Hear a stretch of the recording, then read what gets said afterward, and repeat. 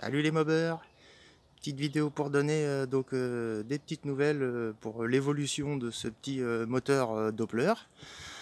Alors comme prévu, j'ai reçu ce petit variateur Malossi multivar à galet, donc qui est de plus petit diamètre, plus petit diamètre extérieur et plus petit canon que le variateur Doppler ER3. Donc ça change quand même beaucoup les caractéristiques. Ensuite, qu'est-ce que j'ai fait? Donc là, ça tire beaucoup plus court maintenant, parce que je n'ai pas touché à la transmission. Je suis toujours en 9, pignon de 9, couronne de 52. Le pot, la dernière fois que j'ai fait des essais, eh bien le pot il a encore fini par casser, la cartouche comme d'habitude. Donc montage sur ressort, très simple. Là, un coup de disqueuse au milieu, donc ça a diminué le tube de fuite de l'épaisseur du disque, c'est-à-dire 2 ou 3 mm. J'ai soudé un morceau sur le parti de la cartouche, classique, des petites pattes soudées là, et puis là, enfin partout, voilà, des ressorts, tac. Bon, pour l'instant, j'ai fait 1 ou 2 essais, ça n'a pas l'air de bouger, on verra par la suite. Ça peut pas être pire, ça peut être que mieux. Voilà, et donc là, juste avant de mettre ce variateur, avec le R3, moi j'ai 2 positions sur la patte de mon ressort, que j'avais déjà fait voir dans une vidéo précédente.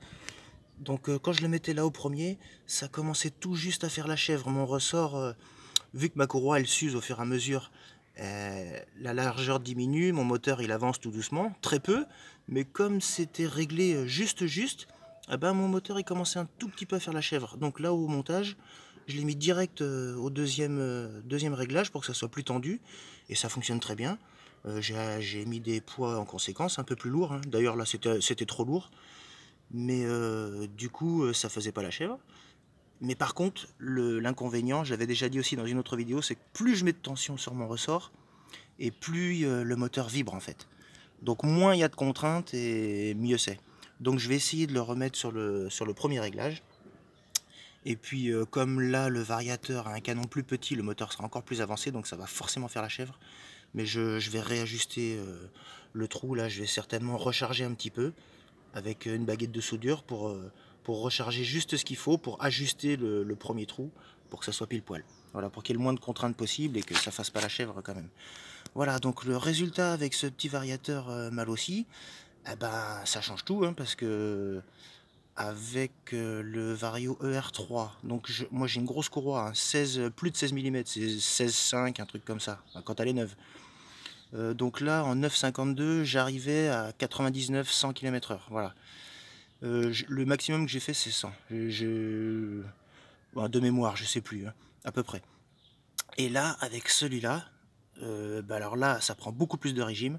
J'ai réussi à prendre 11 900 tours, donc avec le variateur bien fermé. 11 900 tours, j'ai même pas trop insisté parce que le moteur vibrait beaucoup. J'aurais certainement pu prendre encore quelques tours en plus, mais bon, on va dire à peu près 12 000. Et par contre, ça fait 91 km/h. Parce que du coup, le diamètre d'enroulement est quand même bien inférieur. Là, j'ai mesuré.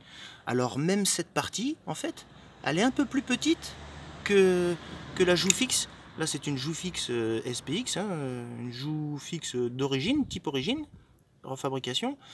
Et ça fait 95-96 là au rayon à peu près. Et là, on a 89 ou 90 mm là, je sais plus. Et comme ma courroie est très épaisse, elle déborde. Elle déborde de la partie mobile, mais c'est pas grave.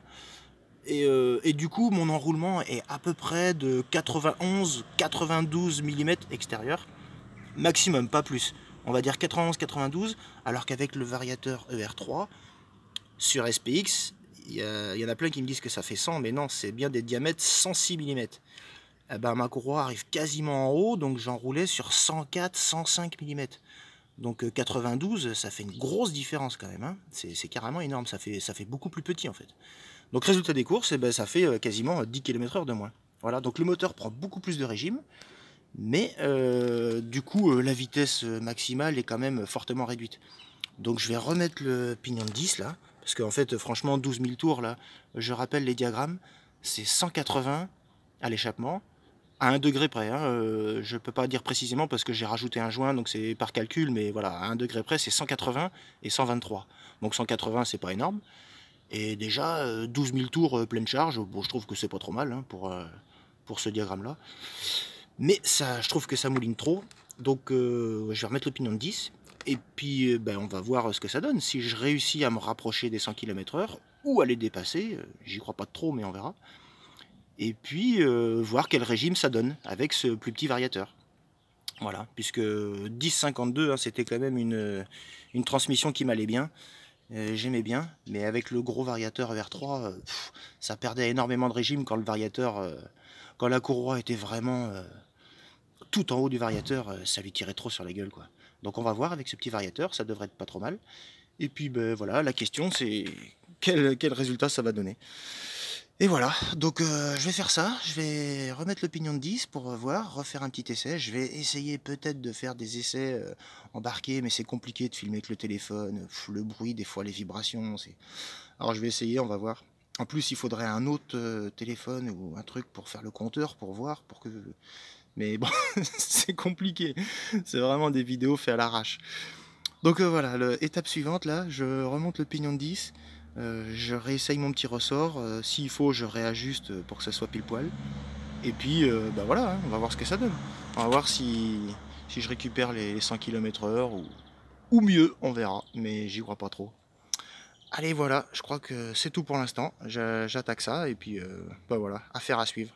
Allez, tchuss les mobers, à bientôt, à très vite.